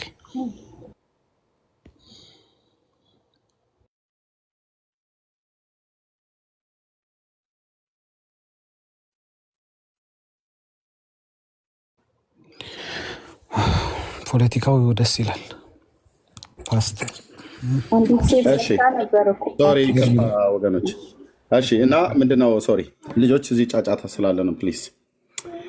ኦኬ ምንድነው ያለው መምህር ጳውሎስ የተባለው ሰው ነው እንግዲህ አስተዋዋቂው እና ያለውን ድጋሚ ስሙትና ሪያክሽኑን ይዩት። የ20 ዓመት ፓስተር የተባለው ሰውዬ ቸርቹን ዘግቶ የራሱ ቸርች ከፍቶ ነበር። ቸርቹን ዘግቶት ነው የመጣው፣ በትኖ ነው የመጣው ነው ተብሎ የተሰራው። በዚህ በሚያክል ትልቅ ካቴድራል ቤተክርስቲያን ብዙ ሕዝብ በተሰበሰበበት እንዴት እንደሚዋሹ ኦርቶዶክሳውያን በገድላቸው ብቻ ሳይሆን አንድ ሰው እንደው ፓስተር እንኳን ሳይሆን ፓስተር ነኝ ብሎ እንደው ለጩ ፓስተርነት እንኳን ወንጌላዊ እንኳን ያልሆነ ማለት ነው ሲሄድ ምን ብሎ እንደዋሹና በዚህ ውሸት ምን ሊያተርፉ እንደፈለጉ ስሙት። ትንሽ ሀሳቤ ልጆች እዚህ ስላሉ እንትን ብሏል። ስሙት ድጋሚ። ለ20 ዓመታት ፓስተር ሆኖ የራሱ ቸርች ከፍቶ ብዙ ሰዎችን በራሱ መንገድ እየመራ ይኖር ነበር። ይኸውላችሁ አፉን እዚህ ጋር እንዴት እንደያዘ አፍሮ ማለት ነው። አፍሮ ማለት ነው። አሁን እዚህ ጋር ካፈረ ወይ ተናግሮ የተናገረውን ነገር ስለተናገረበት አሳፍሮታል፣ ወይ ደግሞ ደምረው ለዚህ መምህር አልተናገረም እና መምህሩ ወይ ከንስሐ አባቱ ሰምተዋል ወይ ከነዚህ የቲክቶክ የታክሲ ተራ ልጆች ያሏቸው ቀሲስ ዲበኩሉ ከነዚህ ወይ ከታክሲ ተራ ልጆች ሰምተዋል። መምህሩ ወይ ከራሱ ሰምተዋል ወይ ከንስሐ አባቱ ሰምተዋል ወይ ከነዚህ ከታክሲ ተራ ልጆች ሰምተዋል። ከሌላ ሊሰማችን እና ምን አለው 20 ዓመት ሙሉ ፓስተር ሆኖ ቸርች ከፍቶ ሲያስተዳድርበት ከነበረው አላለም ኦርቶዶክሳውያን የውሸት ማቅ ለብሰው ሲታዩ በዛሬው ዕለት በአንድ አጭበርባሪ ዱርዬ ሲታለሉ ወይ ራሳቸው አጭበርባሪዎች ሆነው ሲገኙ ይህን ከመስማት የበለጠ የሚያሳፍር ነገር የለም።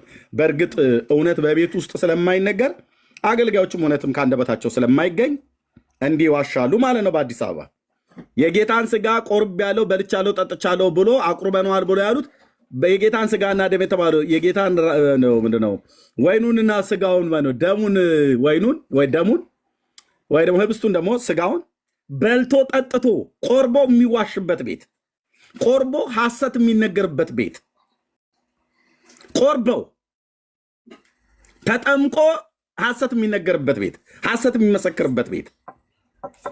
ሰሙልኝ። የድንግል ማርያም ጥበቃ፣ የመልአክ ጥበቃ፣ የእግዚአብሔር ቸርነት በእናንተ በቤታችሁ ይሆንላችሁ።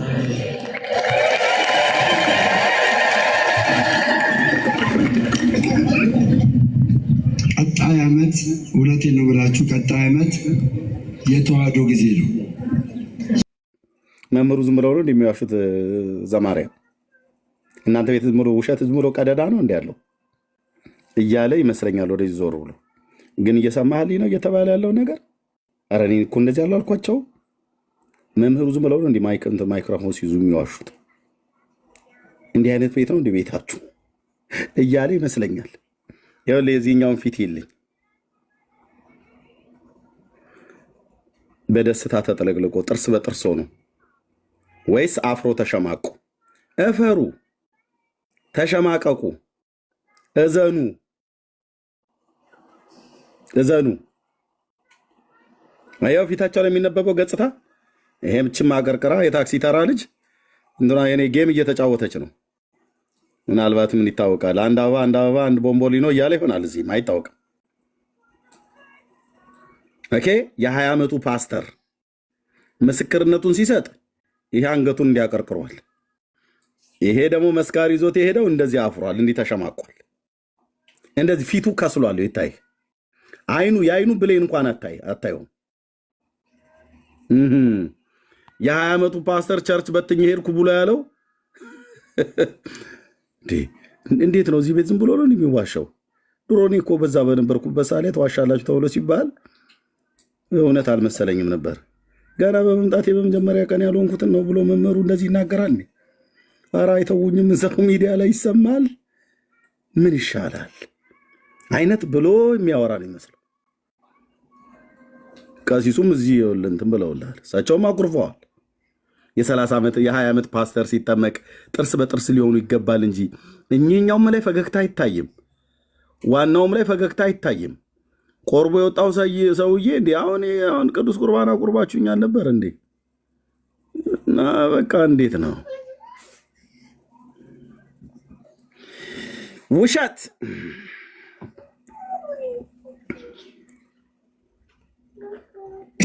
ሃይማኖት ለማወቅ ለ20 ዓመታት ፓስተር ሆኖ የራሱ ቸርች ከፍቶ ብዙ ሰዎችን በራሱ መንገድ እየመራ ይኖር ነበር። ቀጥተኛይቱን ሃይማኖት ለማወቅ ብዙ ጥረት አድርጓል። እዚህ መካከል የምታዩቸው በማህበራዊ ሚዲያ የሚያገለግሉ ወንድሞቻችን አጠገባችን ጋር የምናያቸው በሙሉ እነዚህ ዲያቆናትና መምህራን ናቸው። እነ መምህር አሁን ዘማርያም ዘመሸማቀቅ ነው ብያለሁ። ቴዲ ዘመሸማቀቅ ነው እንጂ ቴዲ ዘማርያም አይደለም። ቴዲ ዘመሸማቀቅ። ስታሳፍሩ በዓለም ፊት በራሳችሁ ቤት ላይ በራሳችሁ ሕዝብ ፊት የሐሰት ምስክርነት ኢየሱስ ክርስቶስን የማያከብር ትውልድን የሚያታልል እንደዚህ ፊታቸው ከሰል መሰል ያለ አንዳቸውም ላይ የደስታ ፊት አይነበብም። በሰማይ ደስ መላእክት ደስ ተሰኙ ምናም ነገር ብሎ ሊል ይችላል። እንዲህ ነው የሚያዋርዳችሁ ጌታ ኢየሱስ ማለት ነው። እንደዚህ ነው አንገት የሚያስደፋየ በጽድቅ መንገድ አይደለም። ማናችሁ ደምረውን ወንጌል ሰብካችሁት? አንዳችሁም። ወንጌል እናንተ ቤት የት አለና? ስለ ኢየሱስ ክርስቶስ ምን ወንጌል አለና?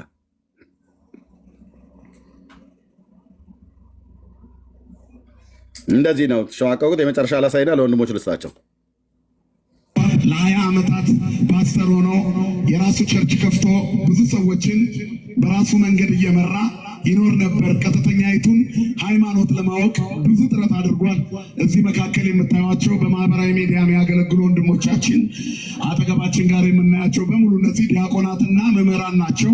እነ መምህር ቢንያም፣ እነ መምህር ዘማርያም እንደዚሁ ደግሞ የካቴድራላችን ስብከተ ወንጌል የነበሩ ዛሬ በመንበረ ልዑል ቅዱስ ማርቆስ በከፍተኛ ማዕረግ ተሹመው ወደዚያ ደግሞ ሄደዋል።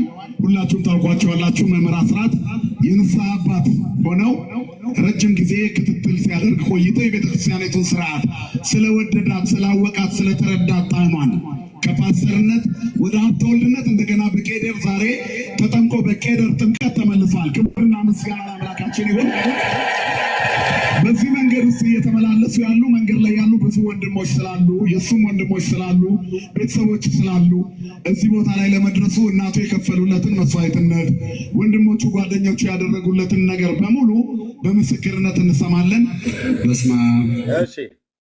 ይህንን ይመስላል እንግዲህ ውሎ የ20 ዓመት ፓስተር ወደ ኦርቶዶክስ ተመለሰ ተብሎ ሊሰራ የተፈለገው ፖለቲካና ከዚህ ሊያገኙት የፈለጉት ትርፍ ምንድን ነው ብሎ የሚለውን ከወንድሞችም ጋር እናወራበታለን።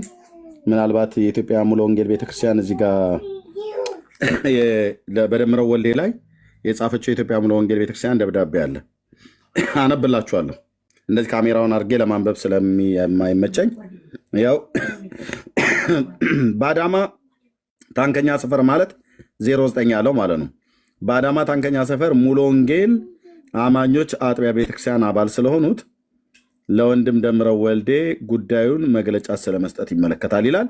እኔ እዚህ ጋር ከፍ አድርጌ አነባዋለሁ። እሺ የ20 ዓመቱ ፓስተር እዚህ ጋር ቁጭ በሏ። የማ ፓስተር እንደሆኑ ይጣራል። እሺ ደምረው ወልዴ ላለፉት 3 ዓመታት ይላል በኢትዮጵያ ሙሉ ወንጌል 3 ዓመታት የቤተክርስቲያን አባል የነበረ ወንድም ነው። በዚህም ቆይታው በቤተክርስቲያን የባህሪ መለዋወጥና የክርስቲያናዊ ስነ ምግባር ስለተመለከተችበት ክርስቲያናዊ ስነ ምግባር ስለተመለከተችበት ከማናኛውም መንፈሳዊ አገልግሎት በማገልገል ማንኛውን መንፈሳዊ አገልግሎቶችን በማግለል ይስተካከል በሚል ተስፋ ስትገስጽና ስትመክር ቆይታለች። ይሁን እንጂ ሐዋርያው ቅዱስ ጴጥሮስ ብዙዎች በመዳራታቸው ይከተሏቸዋል፣ በእነሱም ጠንቅ የእውነትን መንገድ ይሰደባል፣ ገንዘብን በመመኘት የተፈጠረውን ነገር ይረቡባቸዋል። ሁለተኛ ጴጥሮስ መልእክት ላይ ያለው ቃል ማለት ነው እንደሚል ይህ ወንድማችን ሃይማኖቱን ለትርፍ ለመጠቀም ሲል የስራ ፈትና የሐሜተኞችን ትኩረት በመሳብ ስራ ላይ በመጠመድ ምርጫው አድርጓል። ካለምንም የነገረ መለኮት አስተውሎ መንፈሳዊ ብስለትና የአገልግሎት ስልጠና ዘመኑ የፈጠረውን በይነ መረብን በመጠቀም ከቤተ ክርስቲያናችን ትምህርትና አቋም ውጭ የሆኑትን የእውነትን መንገድ የሚያሰድቡ መልእክቶችን ሲያስተላልፍ ቆይቷል። በቲክታክ በይነ መረብ ላይ የኢትዮጵያ ሕገ መንግስት የሌለውን የሃይማኖትም ይሁን የሌላውን ግለሰብ የተሳደበና ያንቋሸ በሕግ ተጠያቂ እንደሚደነግግ እየታወቀ የተለያዩ ቤተ እምነቶችን በመጥቀስ መሳደብም በቤተክርስቲያንም ራሱንም ግጭትና አደጋ ውስጥ የሚከቱ ሁኔታዎችን እንዲፈጠሩ ምክንያት የነበረ ሲሆን በቤተ ክርስቲያን ጥረት በሃይማኖት መሪዎች ይቅርታና ልበሰፊነት ሊታለፍ ችለዋል። በአሁኑ ወቅት ወንድማችን የቤተ ክርስቲያናችን ሰፊ ትዕግስትን በመናቅ በመሰረታዊ ወይንም አእማር ትምህርቶችን ከማይመስላት የሃይማኖት ተቋም ጋር በይፋ የተቀላቀለ ስለሆነ ቤተ ክርስቲያንንና ግለሰብን እያንቋሸ ስለሆነ ይህንን መግለጫ ማውጣት አስፈላጊ ሆኖ አግኝተነዋል። ስለዚህም ይህ ወንድም አስቀድሞ በቤተክርስቲያናችን ስርዓትና ትምህርት የማይሄድ ያልተቋረጠ መንፈሳዊ ህብረትን የማያደርግና ከማንኛውም አገልግሎት ታግዶ ራሱን እንዲያይ በተሰጠው የእርምት ጊዜ ውስጥ ከስህተቱ መመለስ ባለመቻሉ እንዲሁም በቤተ እምነታችንም ሆነ በአጥቢያችን ከግለሰብ ስም በፊት እንደ ሹመት አገልጋይ እገሌ የሚል የማትጠቀም መሆኑን እየገለጸን አገልጋይ ደምረው ወልዴ ነኝ የሚለውን ቀድሞውንም ቢሆን ይህንን ድርጊት አጥብቀን እያወገዘን በመሆኑ እያሳወቅን በዚህ መሰረት አገልጋይ ተብሎ ያልተሾመ እንደሆነና አሁን ባለው ሁኔታ በ02/08/2017 ዓ.ም ጀምሮ ከቤተክርስቲያናችን ከአባልነት የተሰረዘ መሆኑን እንገልጻለን። ስለሆነም ቤተ እምነታችን በኢትዮጵያ ሙሉ ወንጌል አማኞች ቤተክርስቲያንና በአጥቢያችን በአዳማ ታንከኛ ሰፈር ሙሉ ወንጌል ቤተክርስቲያን በሚል ስም በምንም አይነት ሁኔታ ከዚህም በኋላ መጠቀም የማይችል መሆኑን እንገልጻለን። ቤተክርስቲያን ወደ ልቡ እንዲመለስና ከብክነት እንዲወጣ ልመናና ጸሎት እንደምታደርግለት እያሳወቅን የቤተክርስቲያናችን አባላት ሁሉ ከሐሰተኛ ትርክቶችና ማታለል ራሳችሁን እንድትጠብቁና ከዚህም ግለሰብ ጋር ምንም አይነት ግንኙነት እንዳታደርጉ እናስገነዝባለን። የታንከኛ ሰፈር ሙሉ ወንጌል አማኞች አጥቢያ ቤተክርስቲያን አዳማ ሚያዝያ 22 2017 ማተም ያው የኢትዮጵያ ሙሉ ወንጌል ቤተክርስቲያን አዳማ አጥቢያ ታንከኛ ሰፈር አውቀዋለሁ። ቤተክርስቲያኑ ራሱ ሰፈሩንም አውቀዋለሁ። ኦኬ ያው ከላይ ህዳጉ ላይ ያለው ሄድ ፔፐር ያለበት ማለት ነው። ስለዚህ በምንም አይነት ሹመት ያልተሾመ መሆኑን በፓስተርነትም እንዳላገለገለ እንዳልተሾመም እናስገነዝባለን ብሎ አሉ። ኦኬ ይህን ቪዲዮ እዚህ ሲናገሩ ምን ጥቅም ሊያማግኘት ነው ታዲያ እንደዚህ የተዋሸው ብላችሁ ካላችሁ አንዴ ላሰማ። የራሱ ቸርች ከፍቶ ሙሉ ወንጌል ምን ብላ ትላለች? እኔ አልሾምኩትም፣ ፓስተርም አይደለም፣ አገልጋይም ተብሎ መጠራት የለበትም። እኔም ጋር 3 ዓመት ነው የቆየው ነው ያለችው ሙሉ ወንጌል ቤተክርስቲያን። እዚህ ያለው የ20 ዓመት ፓስተር ነኝ ነው ያለው። 17 ዓመት የት ነበረ ፓስተር ሲያደርግ የነበረው? መቼም የሙሉ ወንጌል ቤተክርስቲያን ፓስተር አልነበርም። የራሱን ፓስተር መስርቶ ራሱን ቸርች ከፍቶ ህዝቡን ሁሉ በትኖ ነው የመጣው ነው እና ብዙ የሚመጡም አሉ የጠፉ ብሏል። እሱ የሚያመጣቸውን እናያለን። መቼም እንደሱ አይምሯቸውን የሳቱ ትውልድና በገንዘብ በቀይ ወጥ የተደለሉ የዘመናችን ይሁዳዎች ካልሆኑ በስተቀር ማናውቀው ቤት አይደለም። እና 3 ዓመት በኢትዮጵያ ሙሉ ወንጌል ቤተክርስቲያን ታንከኛ ሰፈር ነበረ። ከዛ በፊት ምን ያህል ዘመን እንደሆነ አላውቅም እንጂ በደቡብ አጥቢያ ሙሉ ወንጌል ቤተክርስቲያን ናዝሬት ቀበሌ 10 ውስጥ እንደነበር አውቃለሁ። እሱን ማረጋገጫ ማምጣት ምንም አያቅተኝም ላምጣ ብዬ ካልኩኝ። ግን 20 ዓመት ሙሉ ፓስተር ነኝ ብሎ ሲል ራሱ ደምረው እንኳን አፍሯል። እነዚህም የወሰዱ ሰዎች ወይ እነዚህ ይሆናሉ የ20 ዓመት ፓስተር ነው ብሎ ያሉት። ምንድነው አንድ ተባለ የተባለው ማለት ነው። ገጠር አንዱ አደል ሊያድን ወጣ። አደል ሊያድን ወጣና አደል ሊያድን የወጣበት ጫካ ውስጥ አንበሳም፣ ጦጣም፣ ዝንጀሮም፣ ጉሬዛም፣ ድኩላም፣ አጋዘንም፣ ጥንቸልም፣ ጃርት ምናምን ነገር የሚባሉ እንደዚህ ዋልደጌሳ ምናምን ነገር የሚባሉ እንስሶች አሉና ዝም ብሎ ምንሽሩ ነው ይዞ የወጣው ሊያድን። ሌሎቹ ሲያድን አይቶ ማለት ነው። ጦሩን ምንሽሩ ነገር ይዞ ወጣ ሊያድን እና ወጣና የእንስሶቹን ስም አያውቅም። የትኛው ምን እንደሆነ፣ የትኛው ጥንቸል፣ የትኛው ድኩላ፣ የትኛው ጅብ፣ የትኛው ከርከሮ፣ የትኛው አጋዘን ምናምን ነገር አያውቅም። እና ሲሄድ ገና እንደሄደ በለስ ሲቀናው የሆነ ቋጥኝ ላይ የሆነች ጆሮዋ ትልልቅ የሆነች ነገር አገኘ። ትንሽዬ ነች፣ ግን ጆሮዋ በጣም ትልልቅ ነው። የቁመቷን ያህል ጆሮዋ እንትን ያለች አገኘ። እና ተኩሶ ነው በጦር ወግቶ ገደላትና ኧረ ጎራው አለ። ኧረ ጎራው እኔ ጠቅላ አሽከር አንበሳ ገዳይ ምናምን ነገር እያለ ጮኸት ጀመረ። ከዛ ድረሱልኝ ገድያለሁ አለ። ምንድን የገደልከው? ምንድን ገድያለሁ በቃ እንትና ዘርየዋለሁኝ። ምንድን የገደልከው ነገር? ድኩላ ነው ወይስ አንበሳ ነው ወይስ ነብር ነው ወይስ ጅብ ነው? ምንድን የገደልከው? ገድያለሁ ይላል። የገጠር ሰው ነው እንግዲህ ገደል መሚቶ ያስተጋባል። ገድያለሁ ብዬ ስላችሁ ገድያለሁ ይላል። የገደልከውን ስሙን ንገረን አሉት። በርቀት በወንዝ ማዶ ነው የሚጠራሩት። አያከሌ እያሉ ማለት ነው። ገድያለሁ። ምንድን የገደልከው? ስሟን አላቅም፣ ጆሮ ትልልቅ ነገር ግን ገድያለሁ አለ። እና የቲክቶክ አዳኞች ማርከዋል። የማረኩት ግን ጆሮ ትልልቅ ነገር አይነት ነገር ነው። ፓስተር ይሁን ዘማሪ 20 ዓመት ያገልግል 2 ዓመት የቤተክርስቲያን ሽማግሌውን ምእመን ምንም የሚያውቁት ነገር የለም። የሀገሬን አዳኝ ያስታውሰኛላ። ማርክ ያለው ምንድን ነው የማረካችሁት?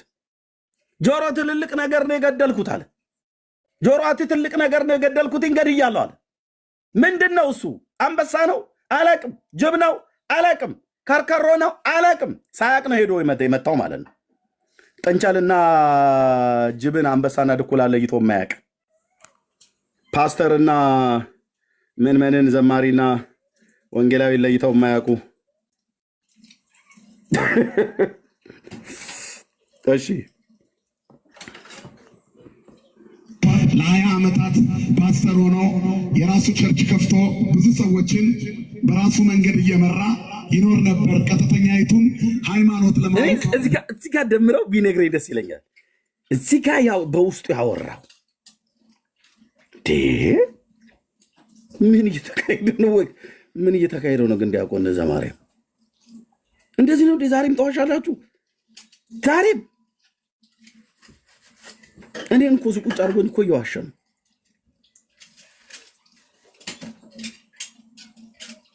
አደራ እነ ኤርሚያስ እንዳያዩ ብሎት ይሆን? እዚህ እነ ኤርሚያስ ጋር እንዳይደርስ ይህ ቪዲዮ ብሎት ይሆን? ላይቭ ነው ያየንህ። ላይቭ ነው ያየንህ። ድሮኗ አነጣጥራን ያየችን ልትመጣ ሳይሆን ልትቀርጽህ። ዲያቆን ዘማርያም ዋሸ እኮ። እሳቸው መምህር አይደሉም እንዴ? ኧረ እኔ እንኳን 20 ዓመት አይደለም 20 ሰው እንኳን አያቀኝም ቸርች ውስጥ በፓስተርነቴ። የምታወቀው ቤተክርስቲያኔ በጥባጭ እንደሆን ብላን የጻፈችው ደብዳቤውን እንኳን አላነበበው። ሶሻል ሚዲያ ላይ እኮ ተበትነዋል። የኢትዮጵያ ሙሉ ወንጌል ቤተክርስቲያን ታንከኛ አጥቢያ እኮ ራሱ የጻፈችብኝ በኢ ክርስቲያናዊ ስነ ምግባር ተባሮ የወጣ ሰው ነው እኮ ብሎ ነው ያለ። ቢያንስ እንኳን እሱ እንዴት አያነበውም? አሁን ሶሻል ሚዲያ ዘመን ነው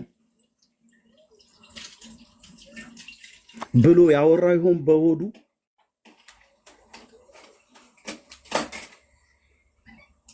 እኛ እዚህ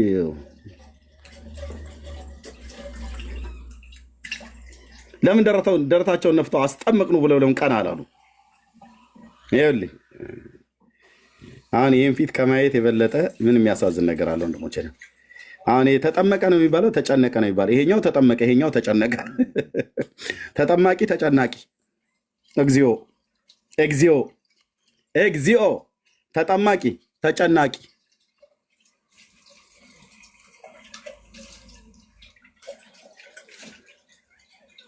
ያው ጣቱን ከጣቱ ቁልፍልፍ አድርጎ አስሮ ተቀምጧል።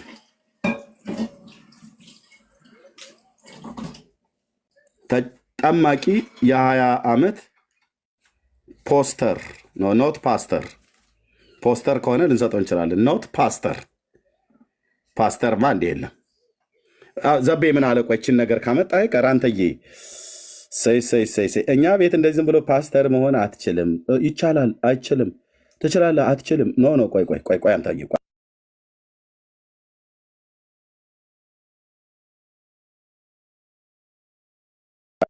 ምን እንደሚል ቆይ አንድ ቪዲዮ እዚህ ጋር ላይ ይመስለኛል። የት ነበረ?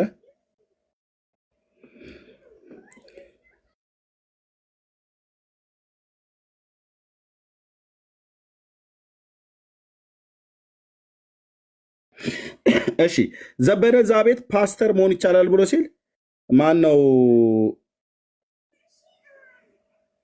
ኡስታዝ ደግሞ አይቻልም ፓስተር መሆን አትችልም ብሎ ያለበትን እሷን ቪዲዮ ብታመጡልኝ። እማ ቤት ነበር ያየሁት ዛሬ። ወንድሞቼ እናቶቼ ዳውንሎድ ያደርኩት መስሎኝ ነበር። አሲላኩልኝ ዘበነ እዛ ቤት ጴንጤ ቤት ፓስተር መሆን ትችላለህ በፈለክበት ሰዓት ላይ ብሎ ሲል ኡስታዝ ደግሞ አትችልም አለ። አትችልም። እሷን ቪዲዮ ነበር የፈለኩት። አዎ ሴቭ ያደርኩት መስሎኝ።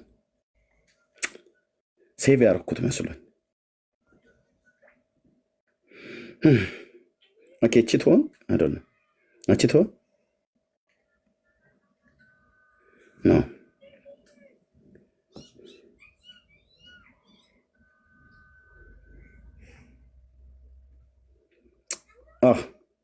አላገኘሁትም። ኤኒዌይ ቪዲዮ ነበረ የያዝኩት እና እንደዚህ አይነት ውሸት ምን ሊሰራበት ነው የታቀደው? ወንድሞቼ ይኖር ነበር ቀጥተኛይቱን ሃይማኖት ለማወቅ ለ20 ዓመታት ፓስተር ሆኖ የራሱ ቸርች ከፍቶ ብዙ ሰዎችን በራሱ መንገድ እየመራ ይኖር ነበር። ቀጥተኛይቱን ሃይማኖት ለማወቅ ብዙ ጥረት አድርጓል። እዚህ መካከል የምታዩቸው በማህበራዊ ሚዲያ የሚያገለግሉ ወንድሞቻችን አጠገባችን ጋር የምናያቸው በሙሉ እነዚህ ዲያቆናትና መምህራን ናቸው። እነ መምህር ቢንያም፣ እነ መምህር ዘማርያም እንደዚሁ ደግሞ የካቴድራላችን ስብከተ ወንጌል የነበሩ ዛሬ በመንበረ ልዑል ቅዱስ ማርቆስ በከፍተኛ ማዕረግ ተሹመው ወደዚያ ደግሞ ሄደዋል። ሁላችሁም ታውቋቸዋላችሁ። መምህር አስራት የንስሐ አባት ሆነው ረጅም ጊዜ ክትትል ሲያደርግ ቆይተው የቤተክርስቲያኒቱን ስርዓት ስለወደዳት፣ ስላወቃት፣ ስለተረዳት ጣዕሟን ከፓስተርነት ወደ ሀብተ ወልድነት እንደገና በቄደር ዛሬ ተጠምቆ በቄደር ጥምቀት ተመልሷል። ክብርና ምስጋና ለአምላካችን ይሁን። አብራችሁም በዚህ በሶሻል ሚዲያ ላይ ቆያችሁ ኦርቶዶክሳውያን ምን ተሰማችሁ? የ20 ዓመት ፓስተር ተብሎ መምህራኖቻችሁ ሲዋሹ ምን ተሰምቷችሁ ይሆን? ውስጣችሁ አሳፈሩን፣ አንገታችንን አስደፉን እያላችሁ ይሆን ኮሜንት የምታደርጉት? እዚህ እልል የምትሉት እንዲህ አይነት ውርደት የራሱ ቸርች ያለው ብሎ ያለ እንዲህ አይነት ውርደት የቤተክርስቲያኒቱን እንኳን ደብዳቤ ያላነበበ የጅብ ችኩል ቀንድ ይነክሳል ተብሎ የሚባል አይነት መምህር